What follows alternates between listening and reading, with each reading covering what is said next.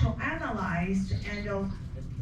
per continent or per country or per city, per school district, or even and within your school, we could identify and different roles and responsibilities and different people and within your school, how they think of the technology and what they need. And you would be surprised to see teachers, their needs are completely different. They're thinking completely different things, and versus administration staff or even school principals, and they are thinking or what their expectations are very different as well. And so, and we have this survey tool available and for all of our customers. And if you're interested, we would love to sit with you, help you understand or even implement this survey and to help you identify your needs. And then we can work out a solution to help you and better implementing your technology and enhance and the connection and collaboration within your school. Và trong suốt 30 năm qua thì trong cái quá trình phát triển cũng như là cải tiến của Smart thì có rất là nhiều những cái khảo sát mà Smart đã làm dựa trên những cái nhu cầu của giáo viên, nhu cầu phát triển cũng như là nhu cầu ứng dụng công nghệ vào trong giảng dạy giữa giáo viên và học viên. Và bên cạnh đó thì Smart cũng đã kết hợp với lại một bên thứ ba để đưa ra một cái phần ứng dụng, đó là 32 EdTech Capacity. Thì cái phần này đó là một trong những cái phần mà khảo sát mạnh mẽ nhất của Smart hiện tại đang áp dụng và có thể hỗ trợ cho các trường. Nếu như mà các trường của chúng ta có nhu cầu thì chúng ta có thể liên hệ với Smart và Sao Mai để có thể thực hiện cái khảo sát này. Thì dựa trên cái khảo sát thì chúng ta có thể thấy được là cái nhu cầu của giáo viên của chúng ta là gì, cái nhu cầu của học sinh là gì, cái lỗ hổng mà chúng ta đang cần phải lấp đầy trong cái việc khoảng cách giữa giáo viên và học viên là gì. Thì dựa trên những cái phân tích, ví dụ như ở đây các thầy cô cũng có thể thấy là đây là cái ví dụ của cái phân tích ở các trường châu Âu của Smart, thì nó sẽ có thể phân tích được những cái mỗi một quận khác nhau như thế nào, mỗi một cái thành phố khác nhau như thế nào, và cái nhu cầu của mỗi một trường trong một cái thành phố đó nó cũng khác nhau luôn. Và giống như cô Tracy cũng có chia sẻ đó là thường thì chúng ta nghĩ là giáo viên họ sẽ không cần nhiều, nhưng mà họ sẽ cần nhiều hơn và họ sẽ cần rất là nhiều những cái thứ khác mà chúng ta sẽ không ngờ đến. Nên là chúng ta có thể thực hiện những cái buổi khảo sát này và sau đó chúng ta sẽ nắm được là cái phần chúng ta cần đầu tư là gì, chúng ta đang ở đâu trong cái quá trình đầu tư công nghệ, ứng dụng công nghệ vào trong giảng dạy của tại trường của chúng ta là gì. Thì Smart và Sao Mai có thể giúp chúng ta làm cái khảo sát này và sau đó thì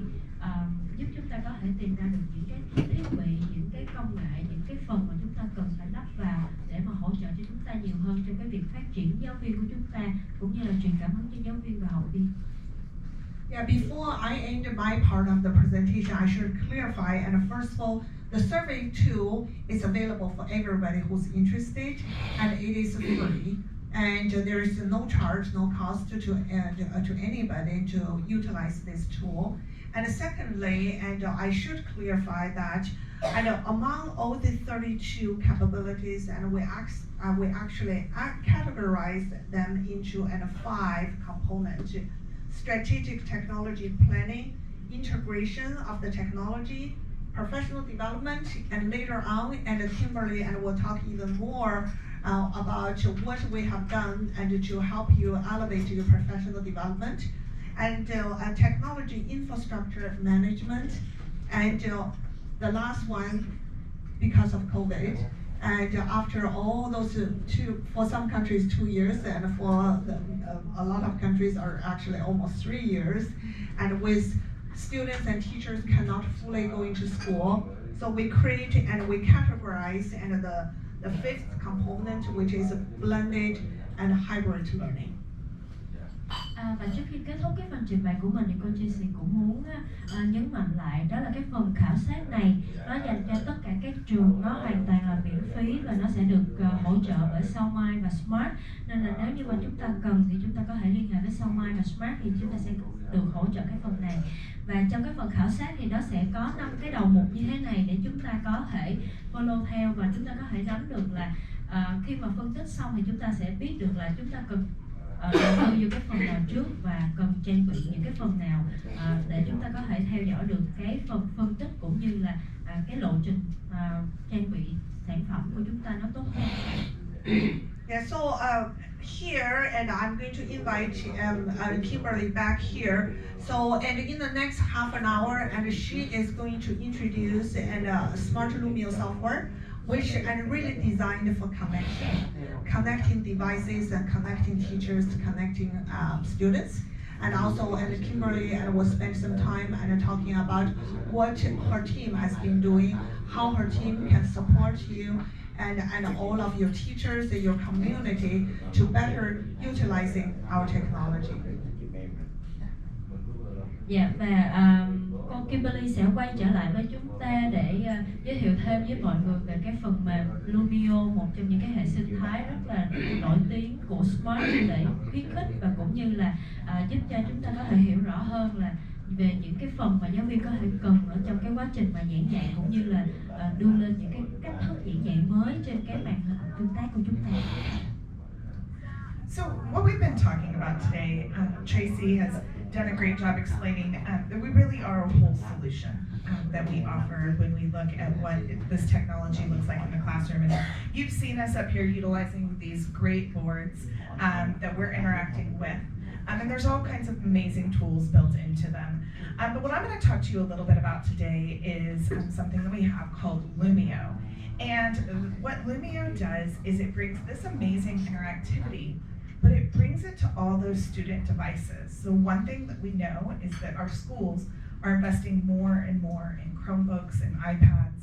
and different student devices. So how do we make those devices as interactive as these front of the room displays? And that's what Lumio is all about. Smart thì chúng ta có một cái hệ sinh thái và cũng như một cái giải pháp rất là tổng thể nguyên cho giáo viên và cũng như học viên của chúng ta trong một lớp học và trong một cái campus lớn. Tuy nhiên là ở đây cô Kim sẽ chỉ nhắc đến Lumio, một trong những cái phần rất là cốt lõi và rất là mạnh mẽ để tạo ra những cái hoạt động tương tác ở trên lớp học cho giáo viên. Thì hiện tại ở tất cả các trường của chúng ta được đầu tư rất là nhiều về những cái máy tính bảng, những cái iPad, những cái thiết bị di động cho các bé học viên ở bên dưới để học cùng với giáo viên. Tuy nhiên là chúng ta chưa có những cái hoạt động tương tác chính thức để có thể kết nối được cái thiết bị của học viên với lại giáo viên ở trên lớp học đó như thế nào. Thì hôm nay cô Kimberly sẽ giới thiệu về cái phần mà Lumio có thể làm được, đó là kết nối giữa máy của học viên và máy của giáo viên và tạo ra những cái hoạt động ở trong lớp học. Thì chúng ta thấy luôn. Thì ở đây em có thể nói thêm đó là màn hình của cô Kimberly sẽ là màn hình của giáo viên và ở bên đây chúng ta có thể nhìn thấy đây là màn hình của học viên. Nó giống như là một cái thiết bị kết nối và nếu như mà các thầy cô